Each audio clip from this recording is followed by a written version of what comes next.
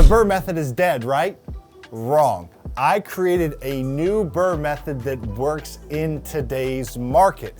The old BRRRR method that worked 10, 15 years ago, maybe that's a little bit outdated, but what I'm going to show you in this video works. How do I know it works? Because I am still utilizing it, and I have 1,800 students, many of whom are still buying rentals with the BRRRR method using none of their own money because we adapted it and changed it for today's financial constraints. So stick with me through this video and you'll have a good idea of what the new BRRRR method looks like so you can go out and still buy rentals. Before I get to this, I just want to make one quick point is you need to understand and adapt to the market conditions. You can't control interest rates, you can't control inflation, but what you can control is how you react to those external things. So that's what this entire new method is. It's a reaction to a changing environment.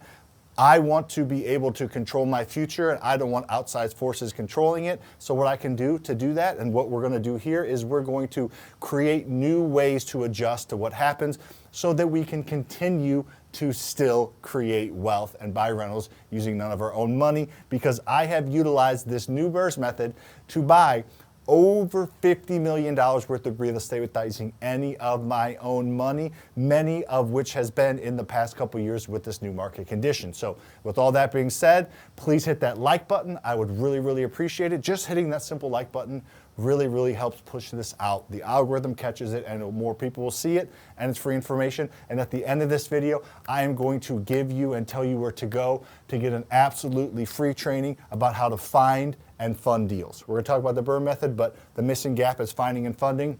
We're going to get into that at the end of the video. I'm going to give you a free resource. All right, so let's get into the new BRRRR method, and some of you may have heard about this, but just stick with me because I've never explained it with this type of formatting on social media before. So the new BRRRR method is buy, rehab, rent, refinance, and scale. And I'm going to apologize ahead for my writing, just kind of is what it is, but I'm going to talk through it all. So it's buy, rehab, rent, refinance, and scale. All right, scale, systemize, similar things. So we're going to buy, rehab, rent, refinance, and scale/systemize.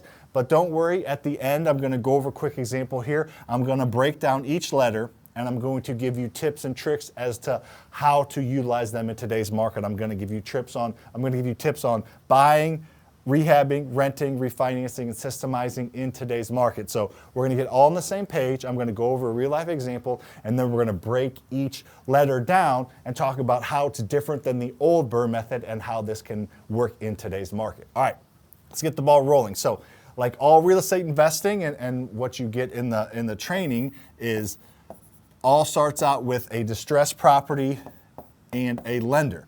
For this example, we're going to use one of my latest rental properties, and we're going to use a private lender, my actual private lender. I'm going to go over some numbers and keep them simple. I'm going to round to a couple $1,000s here and there just to make the numbers simpler for us to understand it, for me to do the math in my head. But these are real numbers in a real deal.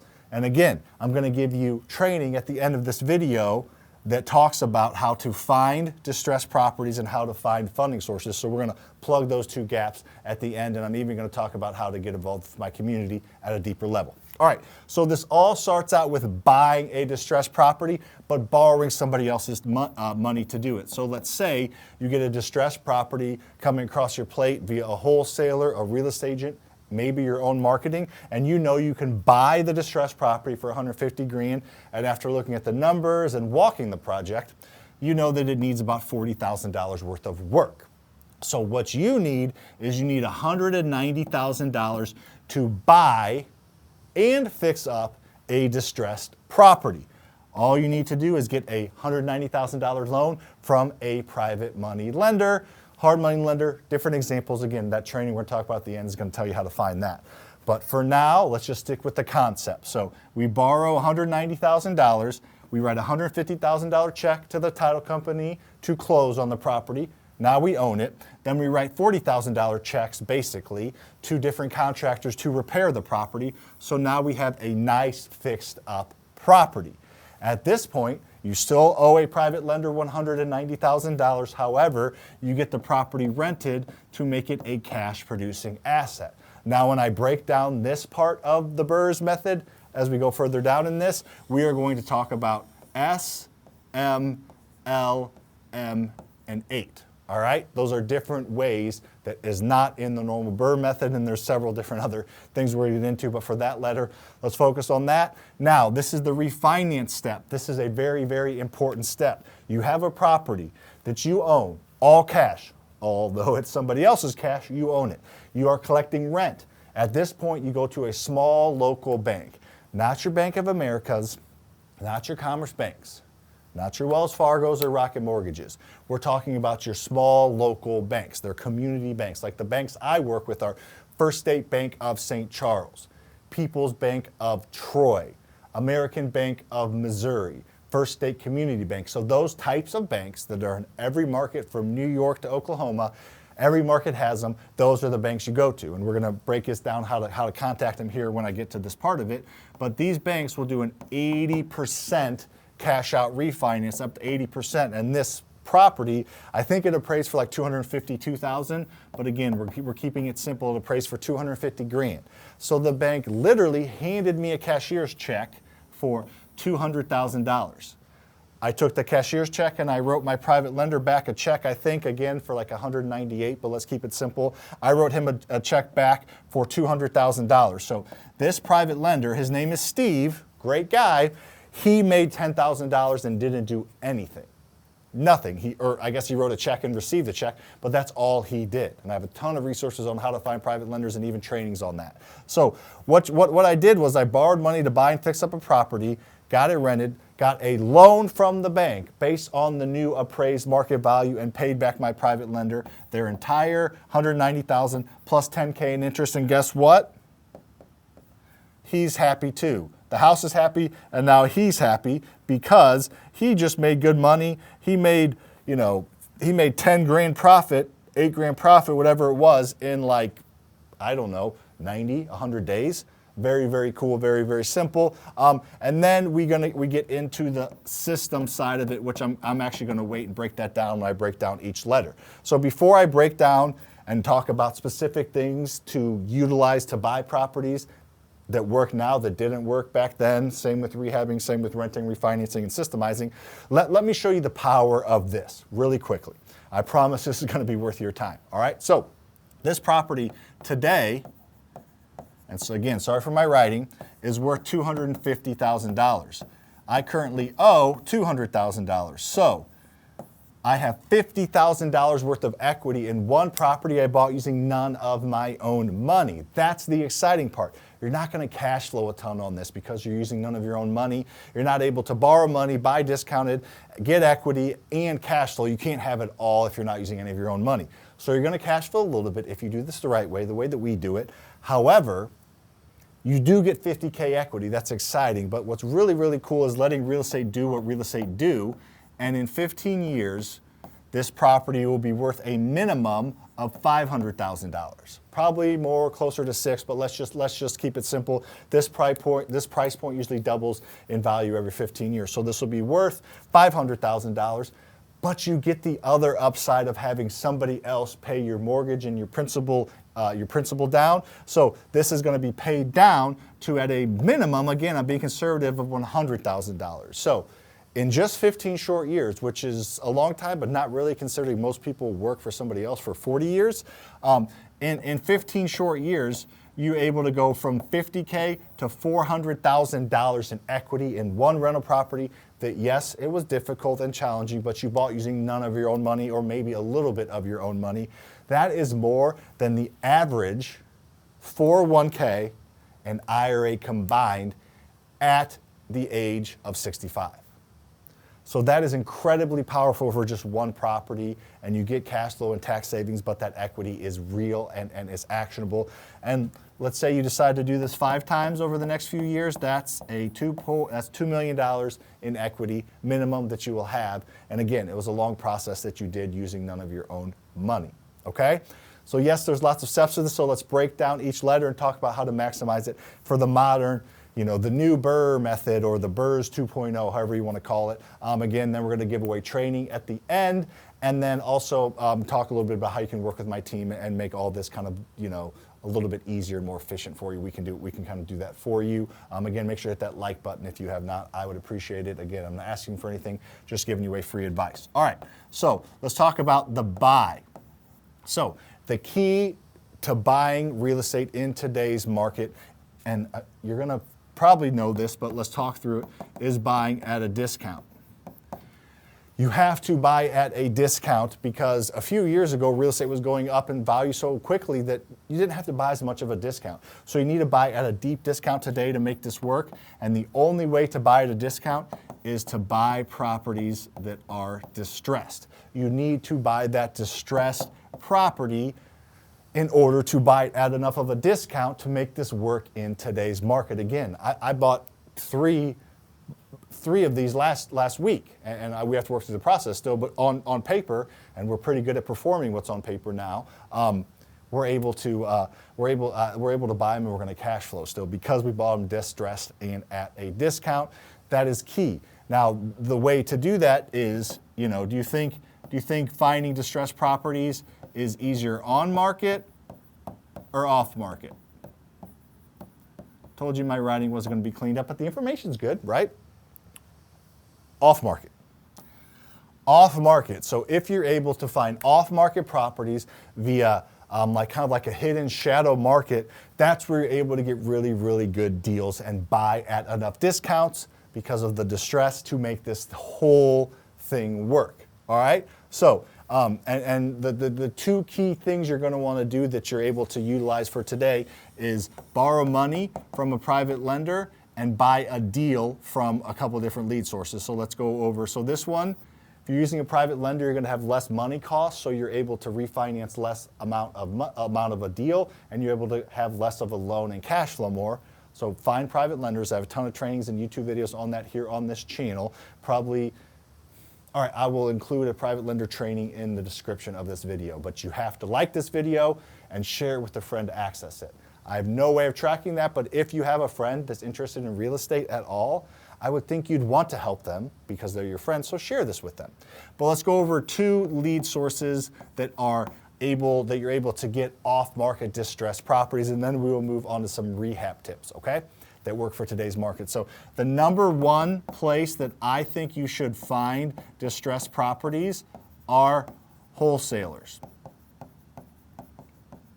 Wholesalers literally sell paper. They get a property under contract to purchase, and then they sell it to you by you signing on the line. And now you have a property that you bought that you didn't have to source, that you didn't have to negotiate with the seller. You just negotiate with the wholesaler. So they bring you the deal on a silver platter.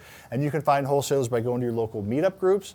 Go to meetup.com, look for real estate investing meetups. You can find local wholesalers by going to local real estate investing Facebook groups and asking where wholesalers are. There's going to be a ton of wholesalers in those groups. Those little bandit signs you see on the side of the road, go to those, and if you're not driving, take a picture of those signs and call them. Those are wholesalers, or go on the internet.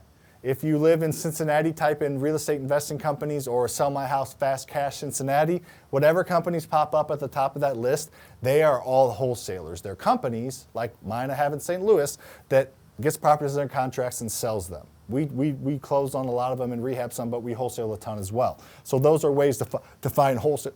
So that's going to be your number one free source. Now let me give you the number one, but I guess number two paid source, and that's going to be driving for dollars. Driving for dollars is just driving around in your car, and I guess some people do it virtually now via Google Maps, Google Earth, but driving around in your car and looking for distressed properties. And there's apps, and I'm even going to give you, gosh, I'm giving away a lot. Hit that like button and subscribe. But I'm giving away, I'll give away a free trial to an app that will teach you and show you how to do this for free. It's a 7-day trial. You don't get charged a dime. Set your calendar in your Outlook or whatever calendar you use for 6 days from the day you sign up, and cancel if you don't like it. But it's a legitimate free trial. So check out the description for that. It'll help you even more, and we'll get moving on. All right, so now we talked about buying. Let's talk about some rehab tips that are a little bit different in today's market than they used to be.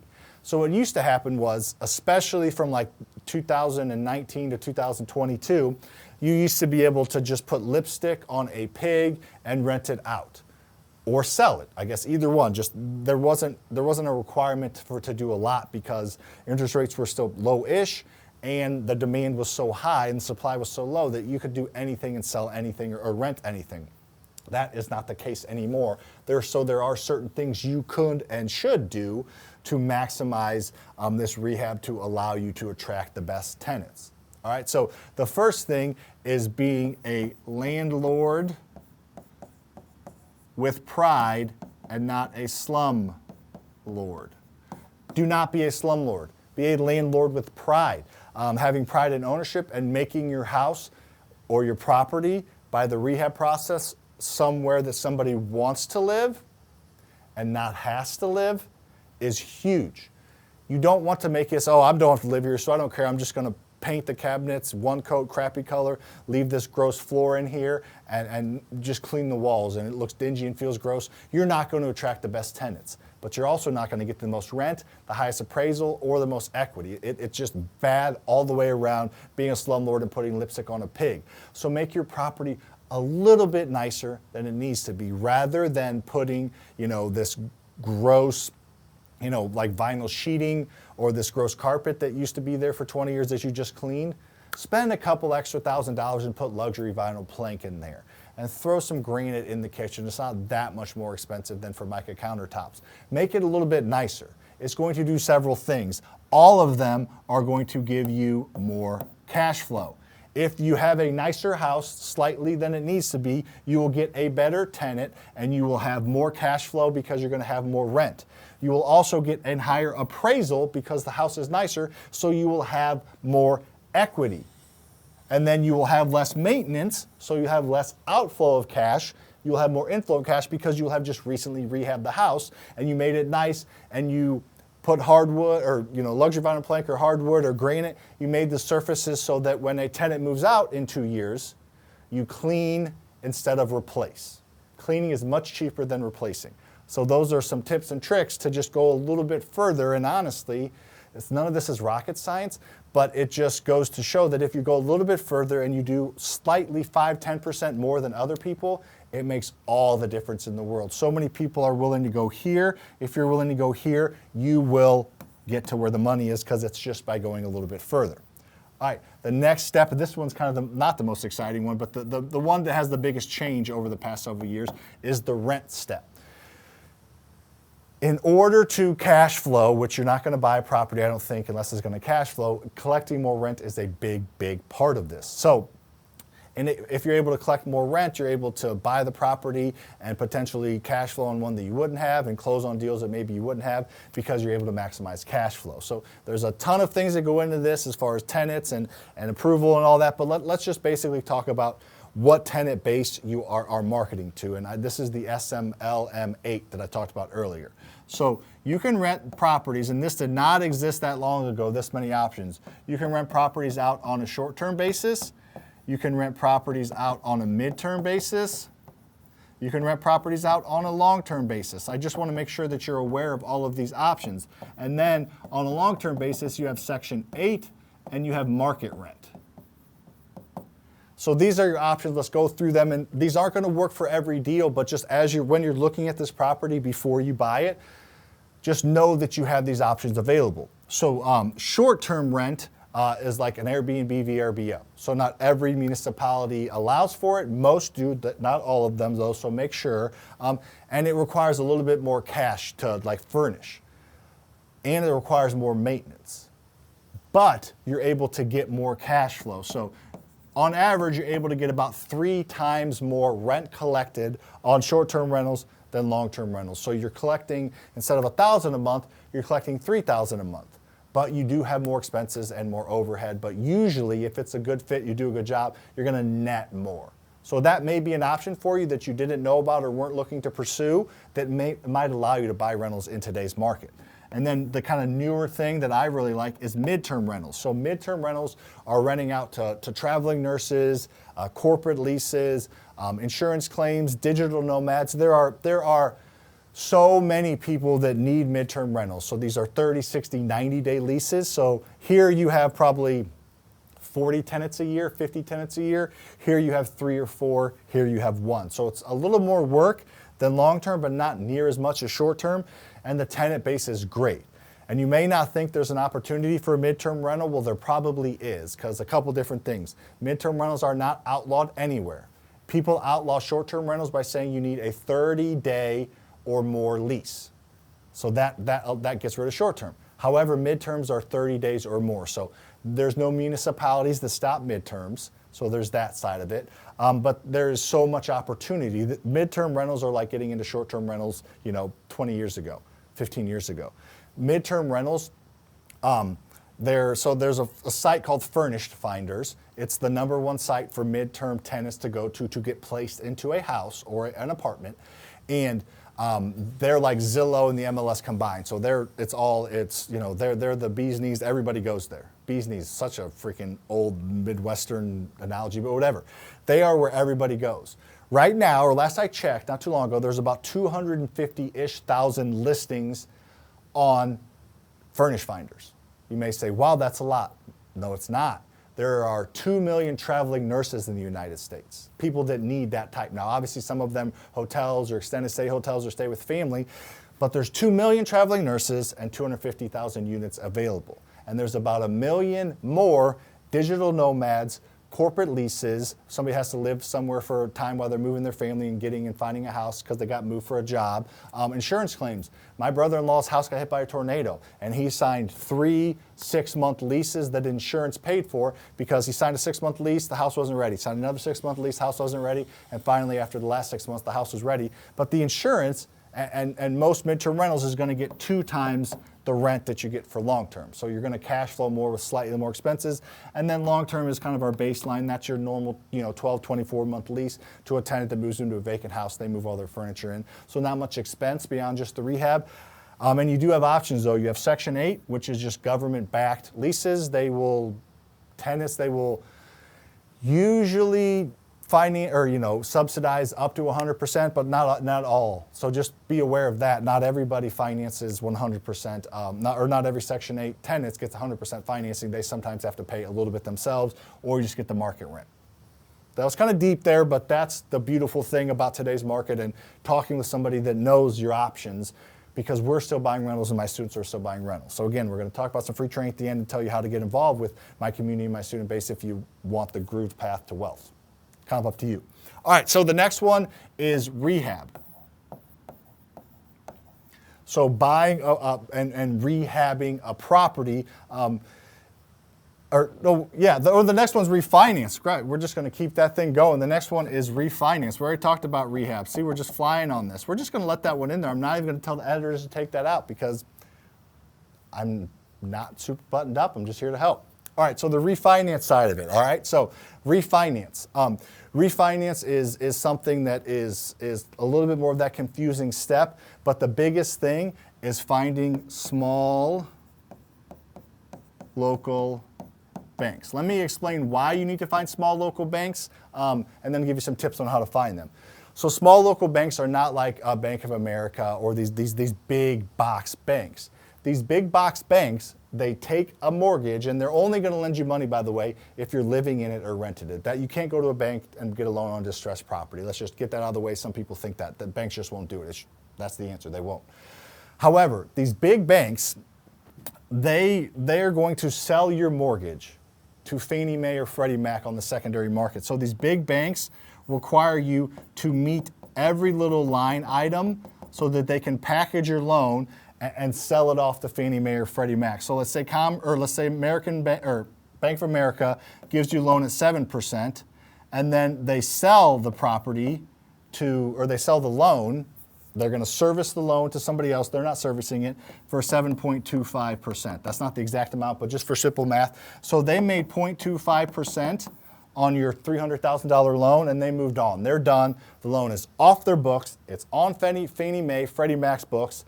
It's on the secondary market. They're not servicing it. They're done with it. However, you have to meet all this criteria to get the loan. That's why they don't work for these types of loans. However, small local banks, the little box you have to check is more like a big old circle.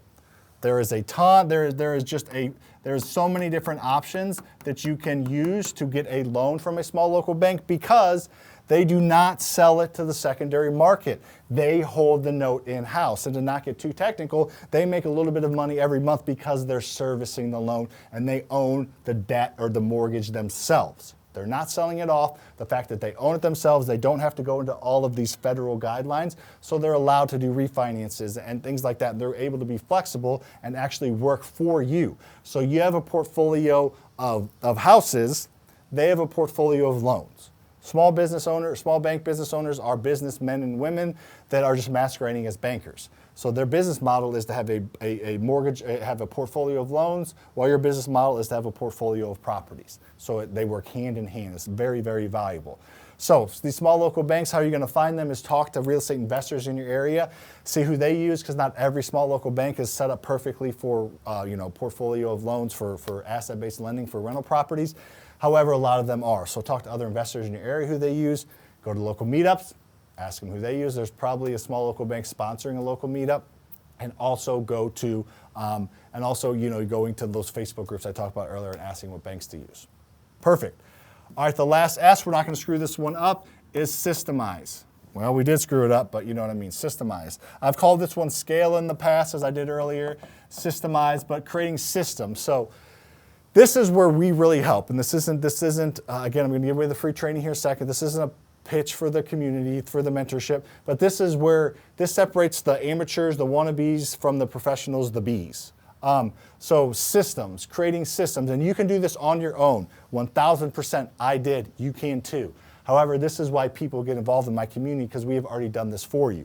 So just think of this.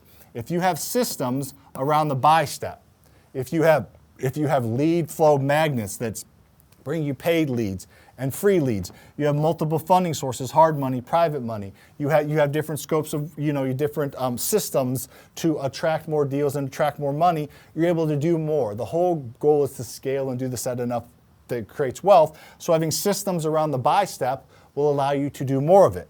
Similarly with the rehab step, if you have scopes of works, contractor connections, different contracts with your contractors, if you have payment schedules, and if you have ways to get bids from contractors, if you have a calculator that you share with your contractors that goes through your numbers. So if you have all of these things, you are able to go from, doing 2 rehabs a year to doing 6 rehabs a year, if you have systems in place. So creating systems around every single step and being efficient with your rehab is going to allow you to do more naturally, right? So, 2 and 6 may not sound like a lot, but what if you are buying rentals, or let's say you're flipping and you make 25 grand a flip?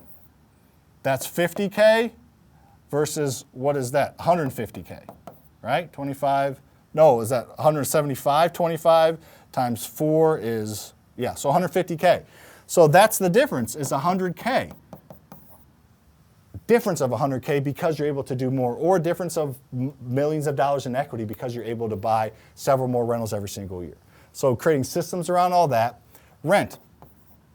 Creating systems around getting tenants approved quickly.